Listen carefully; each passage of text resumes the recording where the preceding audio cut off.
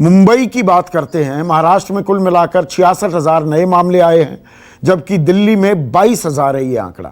दीपक, मुंबई और महाराष्ट्र ये सबसे आगे चल रहे हैं कोरोना संक्रमण के मामले में, और हमने देखा है ऑक्सीजन की कमी हो या लापरवाही के मामले बहुत आते दिखे हैं, लेकिन अभी सिचुएशन क्या कुछ कंट्रोल में आती दिखी है? अब प्रधानमंत्री भी बैठकें कर रहे हैं, समन्वय की बड़ी बातें हो रही हैं, लेकिन वो समन्वय कोऑर्डिनेशन जमीन पर दिख रहा है क्या?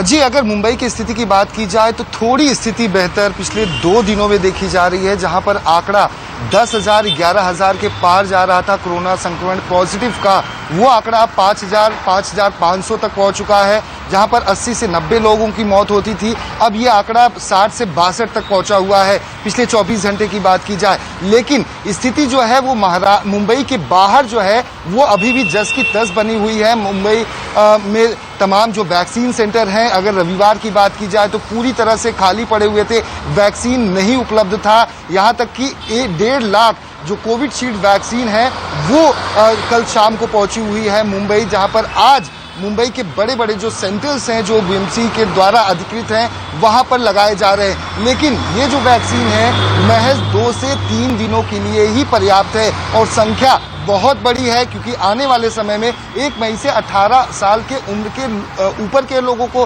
वैक्सीन लगनी है। स्थिति ये है कि लोग सुबह 4 बजे से वैक्सीन सेंटर में इस डर से खड़े हैं कि आज अगर वैक्सीन लगवा लेते हैं तो अच्छी बात है, कल का भरोसा नहीं कि आखिर कल वैक्सीन मिल पाएगी या नहीं। वहीं मुंबई के बाहर की अगर बात की जाए तो चाहे अहमदनगर हो, चाहे वो नासिक का इलाका हो, या फिर महाराष्ट्र के अन्य जो रूरल इलाके हैं, वहां पर स्थिति अभी भी बद से बदतर है, क्योंकि वहां पर लोगों को बेड नहीं उपलब्ध हो पा रहे हैं, लोगों को ऑक्सीजन की कमी महसूस हो रही है।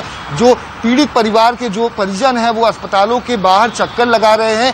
तो महज देश की आर्थिक राजधानी मुंबई की बात की जाए तो लोग भी यहाँ पर परेशान हैं। हालांकि जो आंकड़े हैं, मृत्यु दर है वो थोड़ी कम जरूर होती हुई नजर आ रही है, लेकिन अभी भी बहुत तैयारियां करने की जरूरत है।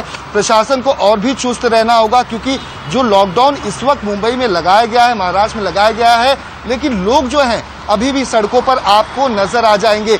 इस पर लगाम लगाने की जरूरत है। हालांकि विपक्ष जो है वो लगातार हमलावर है अघाड़ी सरकार पर। वहीं आपको बता दें कि आज सामना के जरिए एक बार फिर से केंद्र सरकार और प्रधानमंत्री नरेंद्र मोदी को निशाना बनाने की कोशिश की गई है। राजनीति तो होती रहेगी, राजनीतिक आरोप प्रत्यारोप में कोई दिलचस्पी नहीं है हमारी। दीपक दुबे, एक सेकंड, राजनीतिक आरोप प्रत्यारोप में कोई दिलचस्पी नहीं है। ये राजनीतिक आरोप प्रत्यारोप चलते रहेंगे। यहाँ पर लोगों की जान बचाना प्राथमिकता होनी चाहिए, इसमें हमें कोई शको शुबा नहीं है, इसमें कोई दो राय नहीं हो सकती है। और थोड़ी आशा की किरण तो दिखी है, लेकिन लोगों को भी लापरवाही नहीं बरतनी चाहिए। पर एक बात है विनय, जो मुंबई की तस्वीर बता रहे हैं दीपक दुबे कि 10,000 के आंकड़े होते थे वो 5-6 हज़ार पर आ गए हैं। वहाँ लॉकडाउन भी है, दिल्ली में भी दूसरे लॉकडाउन की घोषणा कर दी गई है। 25,000 से ऊपर जो आंकड़े थे अब वो 22,000 के करीब हैं। लेकिन ऑक्सीजन की कमी सबसे बड़ी खबर रही है पिछले 4 दिनों में। तो लॉकडाउन के चलते ये चेन ब्रेक होती दिख रही है, या कम लोग टेस्टिंग करा रहे हैं जो ये आंकड़े आ रहे हैं विनय? बिल्कुल बिल्कुल संदीप जी, आपने बिल्कुल नब्ज पकड़ ली है कि जो आंकड़े जिस तरीके से 33-34% चली गई थी पॉजिटिविटी दर, वो अब 30% आ रही है। उसकी सबसे बड़ी वजह यही है कि जो टेस्टिंग हो रही है, जहां 1 लाख के करीब टेस्टिंग हो रहे थे, वो अब 75,000-77,000 के करीब टेस्टिंग हो रही है, जिसकी वजह से ये आंकड़ों में भी कमी आई है, पॉजिटिविटी दर में भी कमी आई है। वहीं मौत की बात करें, जो 24 घंटों में मौतों का आंकड़ा है वो 350 तक वो बढ़ रहा है। वो 270, 280, 306, उसके बाद 340, और कल का जो आंकड़ा था 24 घंटों का वो 350 के करीब पहुंच गया था, 350 मौतें हुई थी। वहीं ऑक्सीजन की कमी की जो पिछले 4 दिनों से लगातार अफरा तफरी का माहौल था, जबरदस्त अफरा तफरी का माहौल था, वो आज जरूर ठंडा पड़ता नजर आया लोगों में। हमने कई हॉस्पिटल से पता किया, जयपुर गोल्डन से पता किया, बत्रा से पता किया, जनकपुरी पता किया, कई हॉस्पिटल में पता किया, वहां पर ऑक्सीजन अभी फिलहाल के लिए है इतनी कि वहां पे इतनी अफरा तफरी वाली हालात नहीं है। वहीं दिल्ली सरकार ने आज जो पिछले साल, वो देर से भले जागे, लेकिन जो पिछले साल सरदार कोविड सेंटर राधा स्वामी सत्संग ब्यास के मैं बाहर खड़ा हूं, वहां कोविड केयर सेंटर शुरू किया गया है। और यहाँ पर मैं आपको तस्वीरें दिखा देता हूं संदीप जी, तस्वीरों से आप खुद अंदाजा लगा लेना कि स्थिति क्या है। मैं बिल्कुल गेट पर खड़ा हूं और अभी इसको थोड़ी देर पहले ही शुरू हुआ है और ये लाइन जो आप देख रहे हैं, कम से कम 20 एम्बुलेंस अभी तक अंदर जा चुकी हैं और ये पीछे तक, दूर तक, जो मैं अपने कैमरामैन को कहूं जरा ऊपर से उठा के दिखाएं, दूर तक जो है वो अपनी पर्सनल गाड़ियों में और अपनी एम्बुलेंस में यहाँ पर आए हुए हैं। मरीजों का तांता लगा हुआ है कि किसी तरीके से कोविड केयर सेंटर, सरदार कोविड केयर सेंटर में एडमिशन मिल जाए।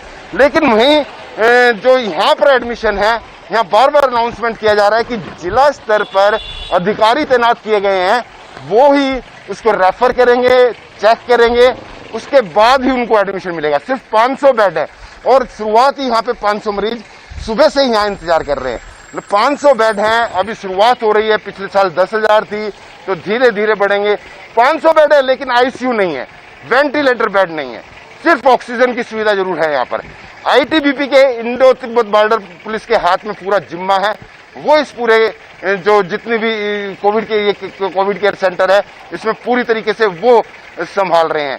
Civil defence, Delhi civil defence के कार्यकर्ता भी लगे हुए हैं, वो भी संभाल रहे हैं। कुल मिला के हालात जो हैं वो एक कोविड केयर सेंटर के बाहर आकर दिख जाते हैं कि आंकड़े तो पॉजिटिविटी दर तो कम बता रहे हैं, लेकिन इतने पेशेंट्स हम देख के हैरान हो गए जब यहाँ पे आए सुबह। और अरविंद केजरीवाल, स्वास्थ्य मंत्री सत्येंद्र जैन वगैरह यहाँ पर वो करके गए और यहाँ पर आकर इस तरीके से पूछताछ लगातार कर रहे हैं, आ रहे हैं और यहाँ पर खड़े हैं कि हमारे पेशेंट का नंबर आएगा नहीं आएगा।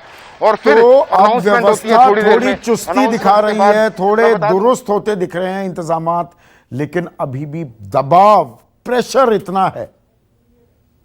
अब 500 बेड का एक कोविड सेंटर खोला गया है और वहां सुबह से ही 500 लोगों की कतार लग गई है।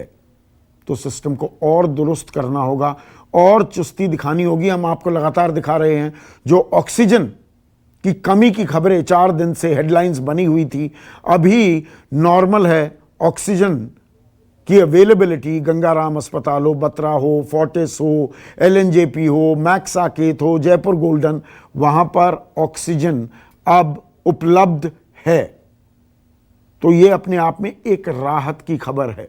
लेकिन ये जो नॉर्मल है ना, जो हम कह रहे हैं, ये नॉर्मल ही बना रहे, इस बात की भी हम आशा करेंगे, ये आम आदमी आशा करेगा। एक छोटा सा ब्रेक लेंगे। ब्रेक के बाद ये तो बड़े बड़े शहरों की तस्वीर हो गई, आपको हम भोपाल लिए चलेंगे और ग्रामीण इलाकों में किस तरह के हालात हैं ये जानेंगे अपने सहयोगी राकेश चतुर्वेदी से ब्रेक के बाद।